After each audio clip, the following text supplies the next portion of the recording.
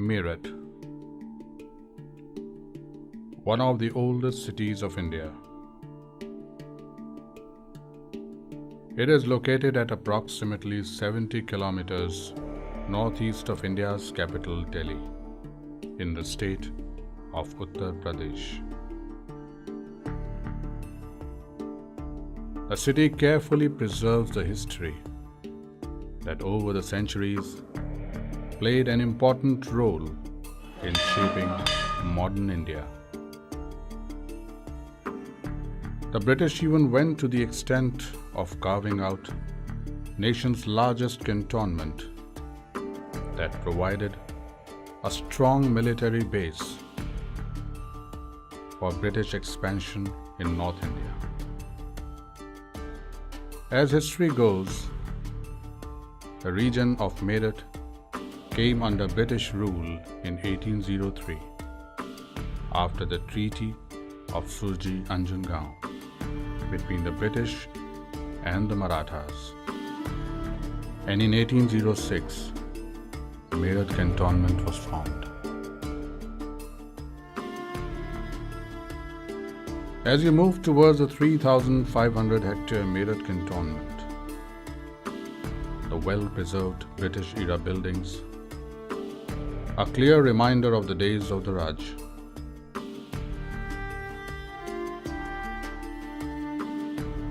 However, deep inside this area is situated the St. John's Church that stands tall in all its splendor. The church building represents the style of English parish church architecture, which was very popular before the Gothic revival and is structured on the classical design.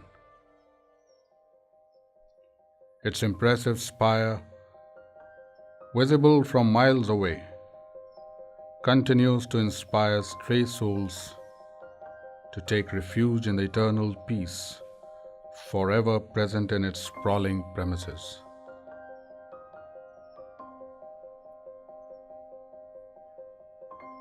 With space enough to accommodate 1,500 people, it was built at a cost of Rs 56,000 by the East India Company. The architecture includes an upper seating area which is no longer in use. This historical church carefully treasures in its bosom the history of hundreds of men, women, and children who exhibited their grief for their departed ones in the form of memorials that adorn its walls in a period that traverses almost 2 centuries.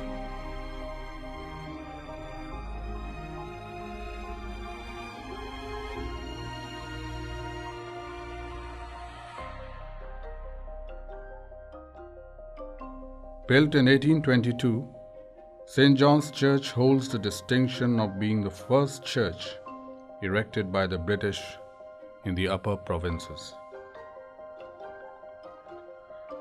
The church was consecrated by the Right Reverend Thomas Fenshaw Middleton in the presence of the then Governor General of India, Marquis Hastings.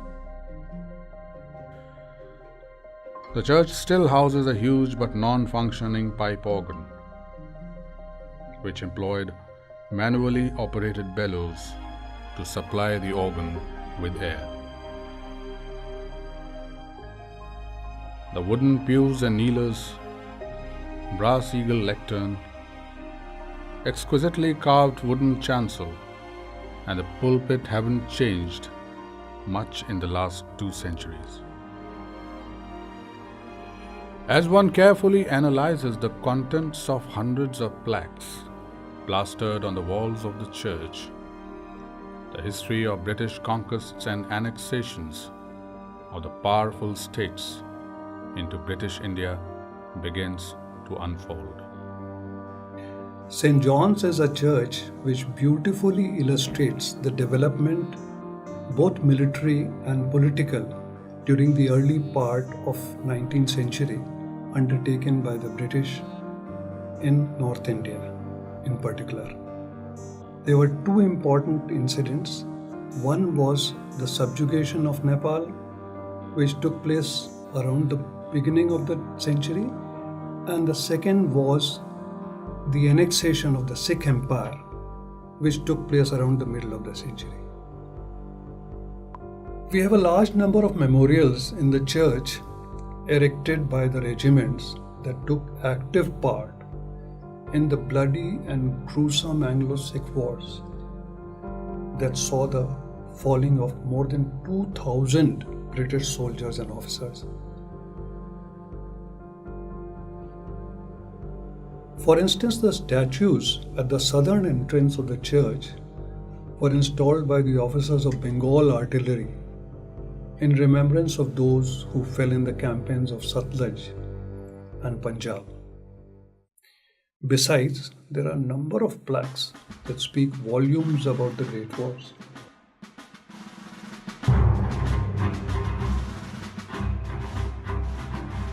Meerut Cantonment's direct involvement in British expansion plan was seen almost 3 decades before the Anglo-Sikh Wars.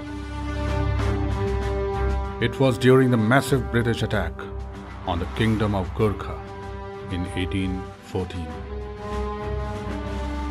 In this expedition, out of 4 army divisions employed to launch a simultaneous assault on Gorkha land from different directions, one was formed at Meerut under Major General Rollo Gillespie. This division originally consisted of 1,000 Europeans and 2,500 native infantry, totaling 3,513 men.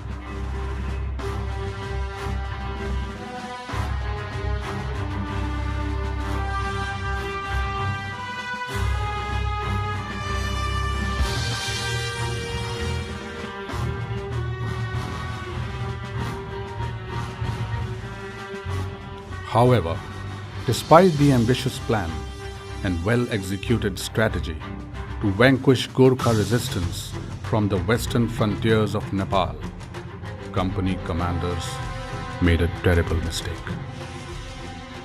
They underestimated the strength of Nepali perseverance and their mastery in hill warfare.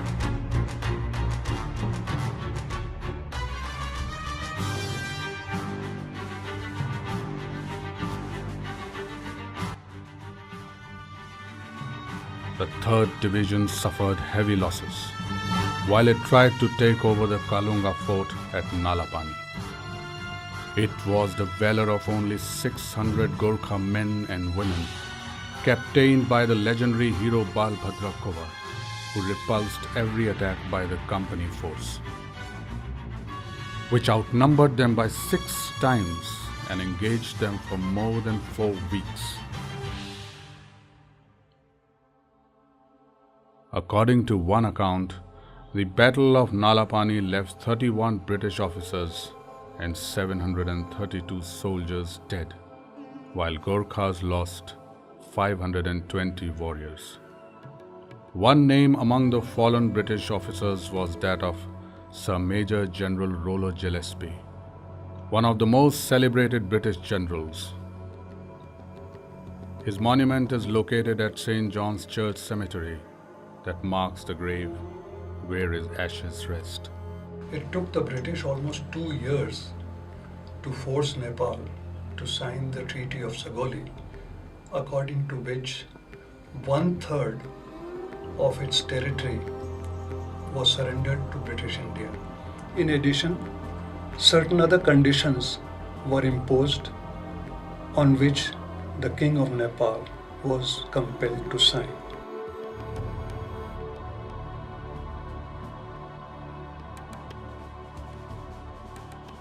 By the middle of 19th century, the East India Company had consolidated its position in India to a large extent. But somewhere, deep inside, unrest was brewing against the suppressive policies of the colonial masters. The volcano erupted on the evening of 10th May 1857 in Meerut itself.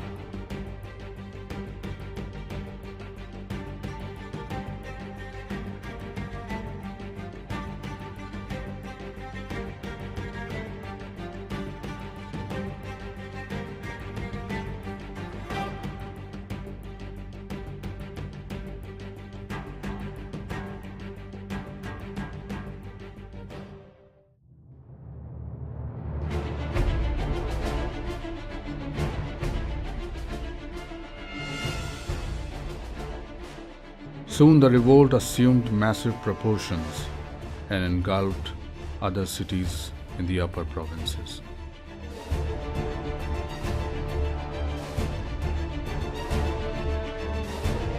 Although the uprising was brutally crushed by the British, it definitely germinated the seeds of patriotism, uniting every Indian in the process.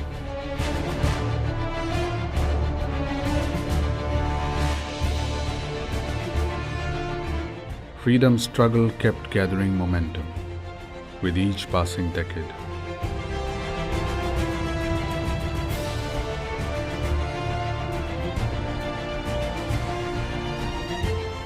Exactly 90 years after events that took place in 1857, India got independence from the British rule and became a republic. It's been more than 6 decades when the Indian flag was hoisted from the Red Fort for the first time.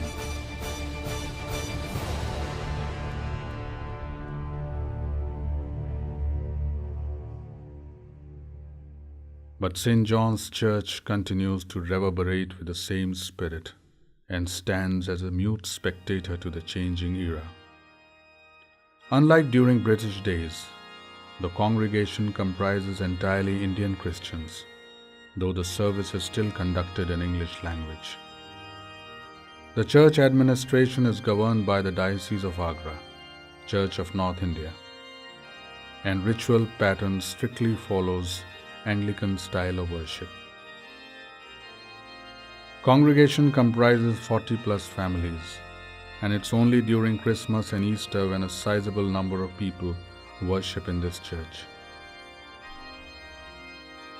Reverend Dr. Peter Baldev, presbyter in charge of St. John's Church, proudly associates himself with the oldest church and sincerely wishes to be part of celebrations when this house of worship turns 200 years old in 2024.